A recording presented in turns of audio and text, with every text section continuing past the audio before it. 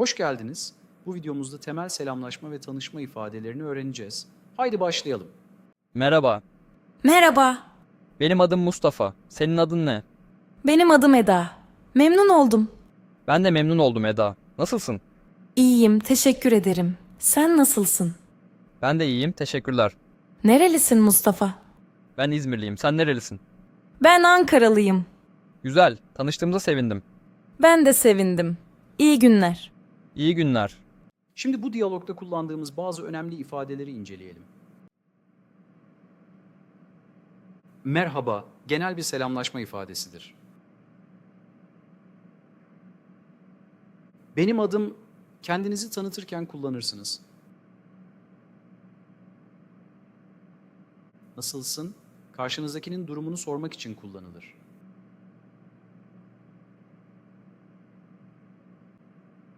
İyiyim, teşekkür ederim. Nasılsın? Sorusuna yaygın bir cevaptır.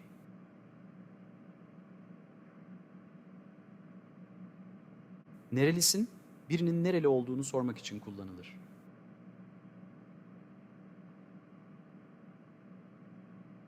Ben lıyım. Nereli olduğunuzu söylerken kullanılan yapıdır.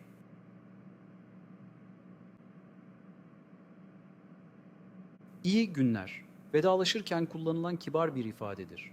Şimdi farklı ortamlarda selamlaşma ve tanışmayı görelim. Şimdi resmi ortamda tanışmayı içeren animasyonumuzu izleyelim. İyi günler. Ben Mehmet Yılmaz. Merhaba Mehmet Bey, ben de Fatma Kaya. Tanıştığımıza memnun oldum. Ben de memnun oldum. Fatma Hanım. Resmi ortamlarda insanlara bey veya hanım diye hitap ederiz. Şimdi arkadaş ortamında tanışmayı içeren animasyonumuzu izleyelim. Selam, ben Can. Sen Ahmet'in arkadaşı mısın? Evet, ben Elif. Memnun oldum Can. Ben de memnun oldum. Ne haber, nasıl gidiyor? İyidir, sağ ol. Sende durum nasıl? Ben de her şey yolunda. Teşekkürler.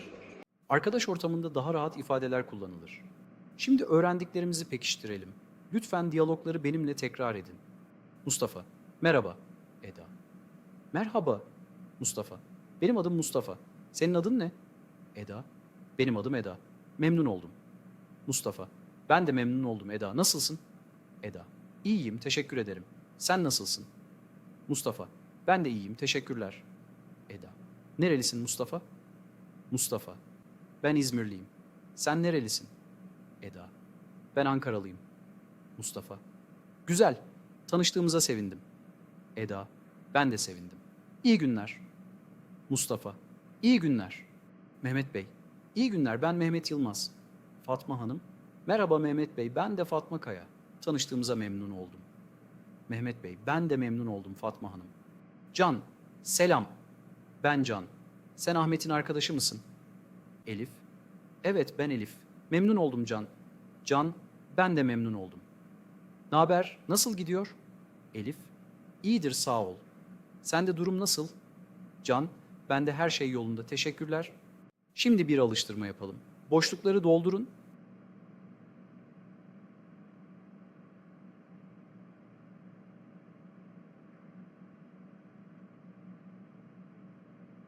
Türkiye'de selamlaşırken el sıkışmak yaygındır. Yakın arkadaşlar ve aile üyeleri bazen yanaklardan öpüşerek selamlaşır. Bugün temel selamlaşma ve tanışma ifadelerini öğrendik. Bir sonraki videomuzda temel soru kelimelerini işleyeceğiz. Görüşmek üzere.